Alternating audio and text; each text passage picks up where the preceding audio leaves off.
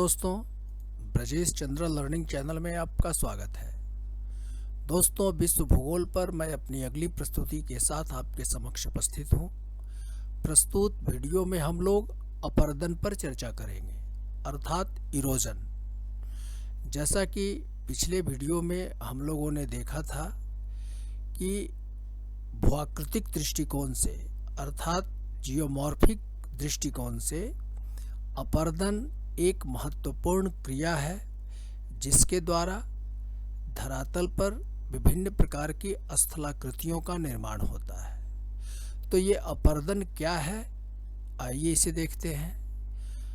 भूगोल विषय के प्रथम प्रश्न पत्र का यह एक महत्वपूर्ण टॉपिक है और इससे संबंधित प्रश्न परीक्षाओं में पूछे जाते हैं। तो आइए इसे देखें। सबसे पहले अपरदन की परिभाषा क्या है, अपरदन है क्या?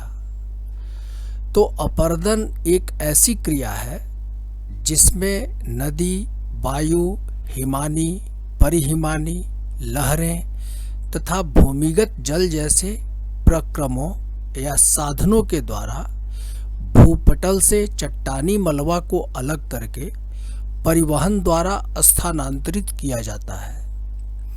इस प्रकार अपरदन से संबंधित तीन महत्वपूर्ण तथ्य हैं, इसे आप ध्यान से देखें। कि पहला कि अपरदन एक गतिक क्रिया है अर्थात डायनेमिक एक्शन है या प्रोसेस है। दूसरा कि सामान्यतः अपरदन की क्रिया में अपक्षय द्वारा तैयार चट्टानी चूर्णों का ही स्थानांतरण होता है, परंतु अपरदन के लिए अपक्षय का होना एक अनिवार्य शर्त नहीं है।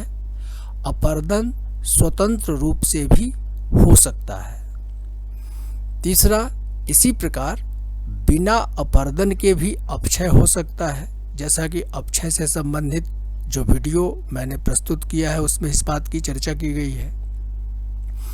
तो ये अपरदन की एक सामान्य परिभाषा है। आगे देखते हैं। अब हम लोग अपरदन के प्रकार पर चर्चा करेंगे, अर्थात टाइप्स ऑफ इरोजन। आइए इसे देखते हैं कि अपरदन किन रूपों में संपन्न होता है। तो सबसे पहले घोलीकरण या संक्षारण अर्थात सॉल्यूशन और कोरोजन। तो घोलीकरण या संक्षारण की जो क्रिया है यह मुख्यतः जल के द्वारा संपादित क्रिया है।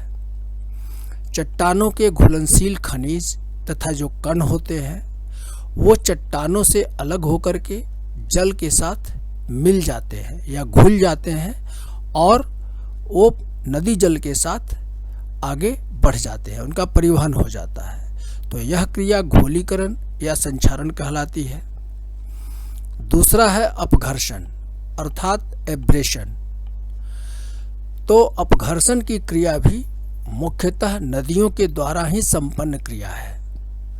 इसमें नदी जल के साथ चलने वाले कंकड़ पत्थर जो होते हैं, आपने देखा होगा कि नदी जल के साथ कंकड़ पत्थर भी उनका भी परिवहन होता है, एक स्थान से दूसरे स्थान पर वो चलते हैं। तो जल के साथ चलने वाले, नदी जल के साथ चलने वाले कंकड़ पत्थर संपर्क में आने वाले सैलों को, चट्टानों को खरोंचते हैं। तो यह क्रिया अपघर्षण कहलाती है और यह क्रिया लंबवत तथा समानांतर, वर्टिकल और पैरेलल दोनों रूपों में संपन्न होती है।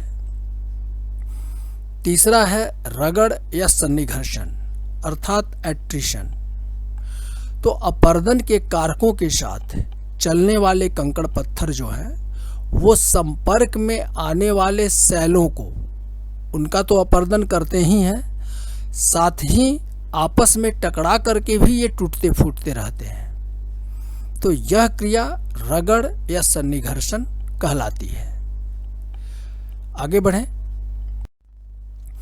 अब चौथी जो क्रिया है वह है जलगतिक क्रिया, हाइड्रोलिक एक्शन। तो इस क्रिया में केवल जल के द्वारा बिना किसी अन्य सामग्री की सहायता से अपरदन कार्य संपन्न होता है।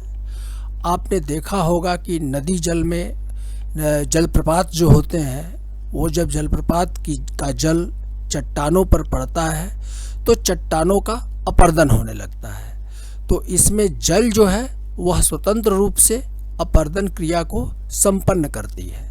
तो यह क्रिया जलगतिक क्रिया या हाइड्रोलिक एक्शन कहलाती है। तो इसके अंतर्गत जल यांत्रिक ढंग से मार्ग में पड़ने वाले चट्टानों के कणों को ढीला बनाकर तथा उसे हटाकर अपने साथ लेकर बहता है। तो यह जलगतिक क्रिया है। पांचवा है उड़ाव की क्रिया अर्थात डिफ्लेशन। तो मुख्यतः यह क्रिया जो होती है वह वायु के द्वारा संपन्न होती है।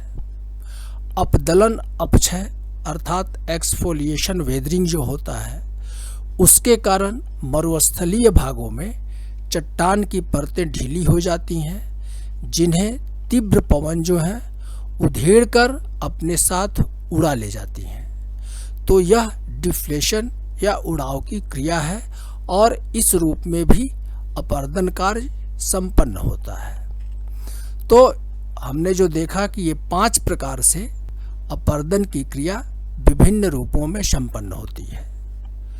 भूआकृतिक दृष्टिकोण से अर्थात जियोमॉर्फिक दृष्टिकोण से अपर्दन एक मुख्य तथा महत्वपूर्ण क्रिया है और इस क्रम में अपर्दन और अपर्दित पदार्थों के निक्षेपण से विभिन्न प्रकार की स्थलाकृतियों का निर्माण होता है। तो दोस्तों, ये अपर्दन से संबंधित एक अध्ययन सामग्री है और मुझे उम्मीद है कि आप इसे समझ गए होंगे और परीक्षाओं में पूछे जाने वाले प्रश्नों का उत्तर आप आसानी से दे पाएंगे।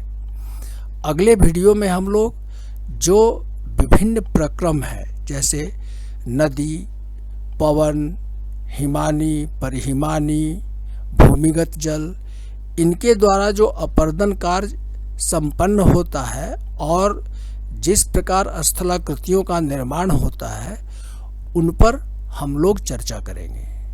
दोस्तों, इस वीडियो में बस इतना ही। दोस्तों, मेरी यह प्रस्तुति यदि आपको उपयोगी लगी है तो कृपया मेरे इस वीडियो को लाइक करें और यदि अभी तक आपने मेरे इस चैनल को सब्सक्राइब नहीं किया है तो इसे सब्सक्राइब अवश्य करें। धन्यवाद।